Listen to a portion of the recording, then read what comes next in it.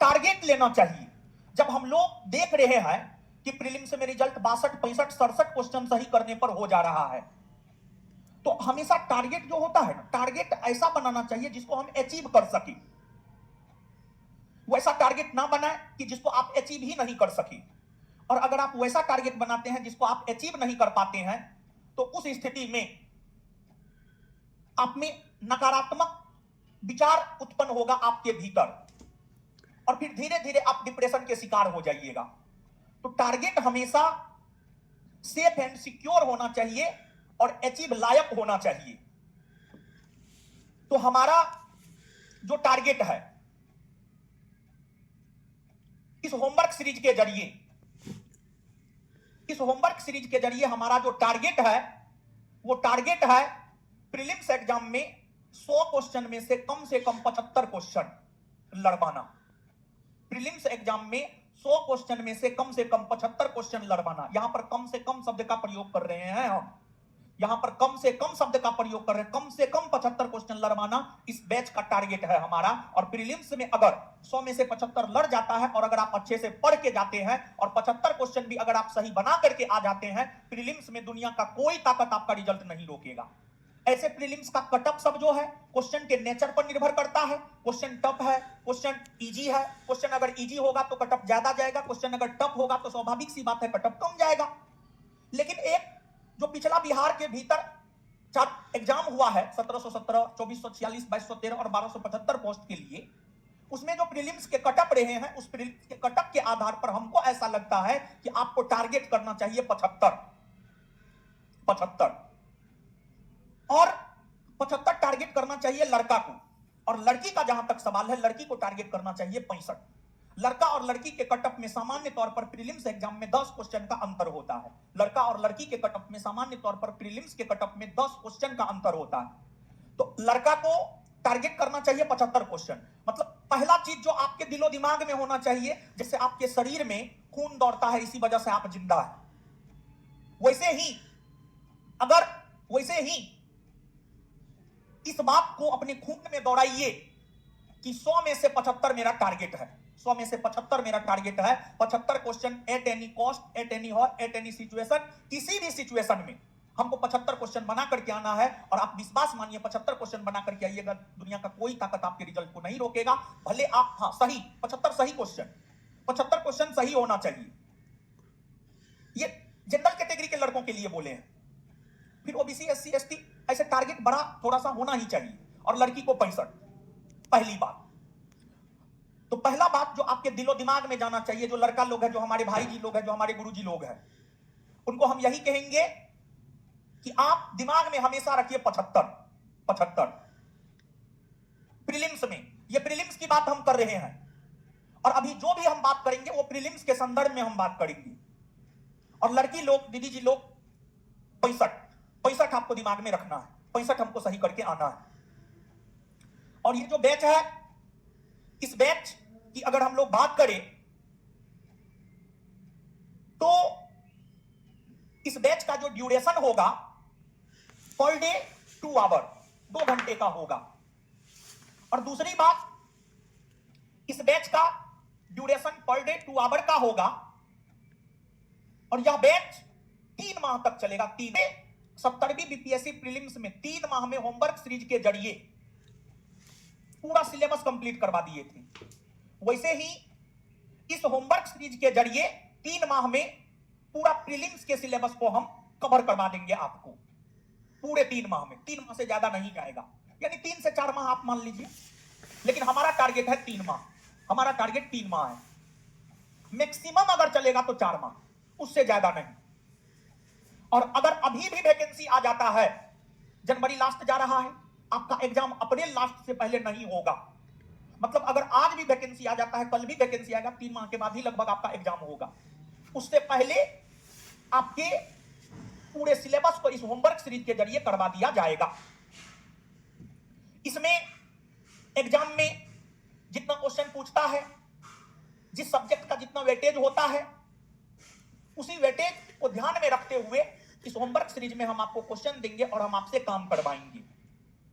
और देखिए, एक बात यहां पर हम और कहना चाह रहे हैं। अभी तक एक चीज जो आपके खून में दौड़ना चाहिए वो टारगेट वाला 75 और लड़की 65। पहली बात आपके दिमाग में ये होनी चाहिए। दूसरी बात ये है, किसी भी काम को कीजिए ना पूरी शिद्दत से कीजिए, पूरे मन से कीजिए, पूरे जी जान से कीजिए, ताकि अगर असफलता भी हाथ लगे ना तो बाद में इस बात का पश्चाताप ना हो कि हमने समय रहते हुए मेहनत नहीं किया, इस बात का पश्चाताप ना हो। तो इस होमवर्क सीरीज को इस तरीका से डिजाइन किए हैं, जो सच है वो बात हम आपको बता देते हैं। अगर आप सच में इस होमवर्क सीरीज को अच्छे से कीजिएगा तो पूरे होमवर्क को करने में 6 से 7 घंटा का समय कम से कम लगेगा।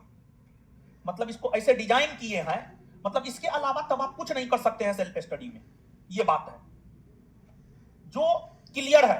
देखिए एक बात हम आपको बता देते हैं, पढ़ाई हर कोई करता है, सफल हर किसी को होना है, लेकिन सफल हर कोई नहीं होता है। क्योंकि है उधर लड़की है, थोड़ा ठीक से गुरुजी लोग, लड़की उड़की है थोड़ा ठीक से। क्योंकि देखिए आपको जो है, आप चीजों को समझिएगा कि आपको समय लगेगा। मतलब ऐसा नहीं है कि चटमंगनी पट गया, ऐसी वाली बात नहीं है कि होमवर्क दिए 1 घंटा में देख लिए हो गया, नहीं, ऐसी बात नहीं है। आपको बैठ करके एकाग्रचित हो करके कम से 6 से 7 घंटा पढ़ना पड़ेगा। अगर आप बैठ करके एकाग्रचित हो करके 6 से 7 घंटा पढ़ेंगे तब आपको पूरा होमवर्क हो पाएगा, नहीं तो नहीं हो पाएगा, नहीं हो पाएगा, नहीं हो पाएगा। और इस होमवर्क सीरीज की अगर हम लोग बात करें तो इस होमवर्क सीरीज में क्या क्या हम आपको सुविधा देने जा रहे हैं। इस होमवर्क सीरीज में अगर देखा जाए तो प्रीलिम्स में जो भी सिलेबस है उस पूरे सिलेबस को हम डिस्कशन करवाएंगे विथ करेंट और with question bank, with current और विथ क्वेश्चन बैंक। तो दूसरी बात जो आपको याद रखना है या समझना है या अपने आप से पूछना है, अपने आप से सबसे पहले इस होमवर्क सीरीज को ज्वाइन करने से पहले एक बात अपने आप से पूछ लीजिएगा, क्या आप 6 से 7 घंटा बैठ करके एकाग्रचित होकर के पढ़ने के लिए तैयार हैं? अगर हाँ तभी होमवर्क सीरीज को ज्वाइन कीजिएगा, अदरवाइज होमवर्क सीरीज को आप ज्वाइन नहीं कीजिएगा। अगर आप नहीं हैं तो उस स्थिति में जो है आपको होमवर्क सीरीज को ज्वाइन नहीं करना है, और अगर आप ज्वाइन करना चाहते हैं तो फिर आपको 6 से 7 घंटा बैठ करके पढ़ना पड़ेगा। तो दूसरी बात आप अपने दिलो दिमाग में बैठा लीजिएगा ये बात। अब इसमें क्या क्या होगा और कैसे होगा, दोनों बात की चर्चा हम आपके साथ कर रहे हैं। तो सबसे पहले कैसे होगा, जैसे सबसे पहले कैसे होगा से पहले कितना दिन, मतलब सप्ताह में 7 दिन होता है, क्या सप्ताह में 7 दिन के 7 दिन क्लास होंगे? तो इसका उत्तर है नहीं। सप्ताह में 5 दिन क्लास होगा, मंडे टू फ्राइडे। सप्ताह में 5 दिन क्लास होगा, मंडे टू फ्राइडे। मंडे